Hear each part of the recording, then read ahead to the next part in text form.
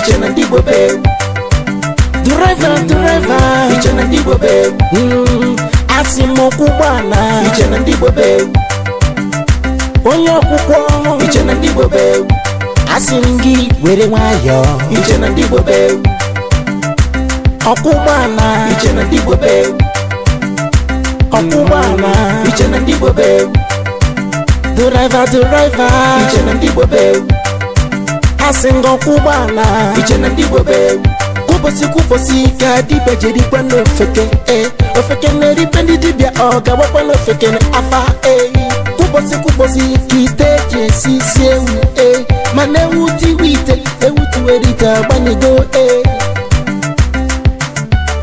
iche na ndi igbo be ewu na ta fifia iche na ndi igbo be anya buru iche na ndi igbo be anya buru cha iche na ndi igbo be ewu na ta fifia iche na ndi igbo be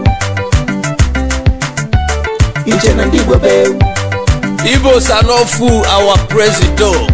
You don't understand. Even the second Niger bridge where we say the other former president started, our president don't stop him. You don't notice say something that happen from that side. All the election promises where we say they will give us, you understand? All the campaign promises, we never see one now. At least we for start from somewhere. Okay, even when they tell us say when the president go enter, say everything will concern Boko Haram, say the thing go just stop Africa. Then at the end of it, that Boko Haram be like say they still they throw the bomb. You never understand what thing that happen. Those people when they tell us about the Chibok girls, we never see them. Maybe they don't disappear or their parents don't tell us make they leave them. Hey, it's a randy wobe. Oga would they count to any bomber wasted that side. We go build house, bros. You be mumu. Na that one bonye really. Me Prophet BBC, I no be do that kind of mistake. Now, I sabi wetin dey happen now. I no go na Asaba, I no go n'Enugu, I no go n'Onitsha, I no go nowhere. And I'm up for Anna. Guy, if you dey there, you know won't come down here, invest your money down to this place. Understand? Say if we are going, we must leave your properties behind. Iche na ndi igbo be anya buru iche na ndi igbo be anya buru cha iche na ndi igbo be ewu na ta fifia iche na ndi igbo be iche na ndi igbo be ebe nweta na twaka na gbakwa ife di ya manne ya nokia na ya oya okene ana igbo jire bakwa ani nebe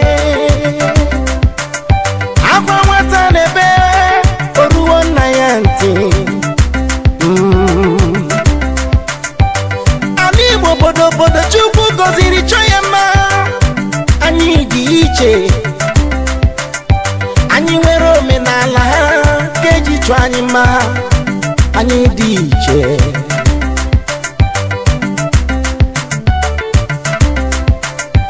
Igbo Igbo Ali Igbo dị iche karịa na ndị ọzọ anyị chọrọ na ike bụ na anyị n'ọnọdụ ndị a dosara anyị ọkwụgbọ anya buru anyị chọrọ nụna anya buru anyị chọrọ nụna Gafara chọrọ nụna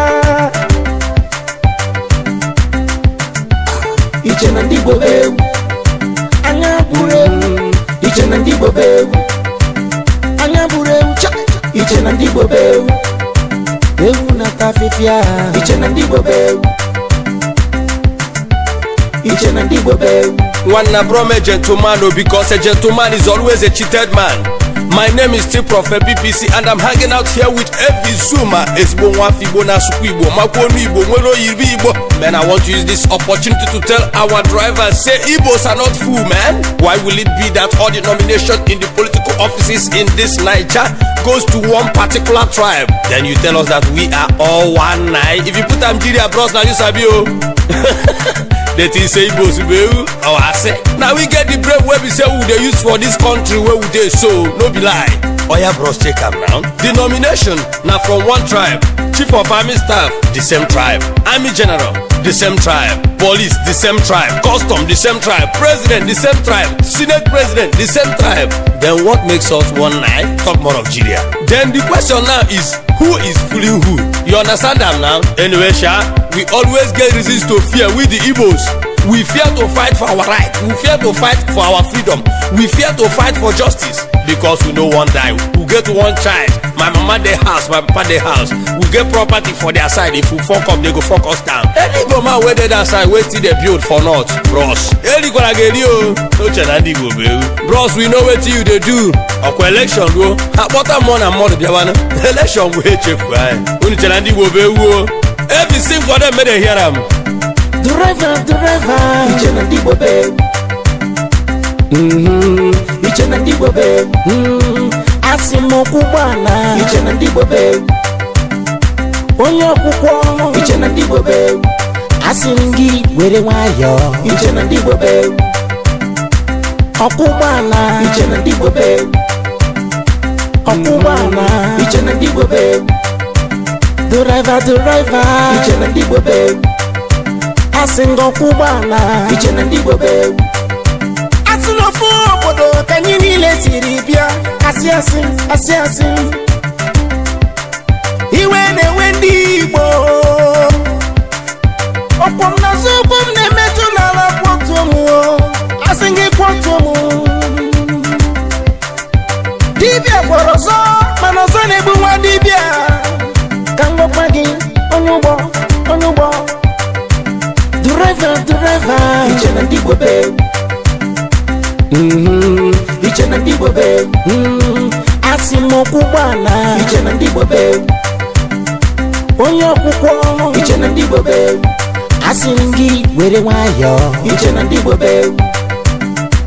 Ọkwụ gbala. Iche na ndi igbo be. Ọkwụ gbala. Iche na ndi igbo be. Driver, iche na ndi igbo be. Asingo kubana iche na ndi igbo be.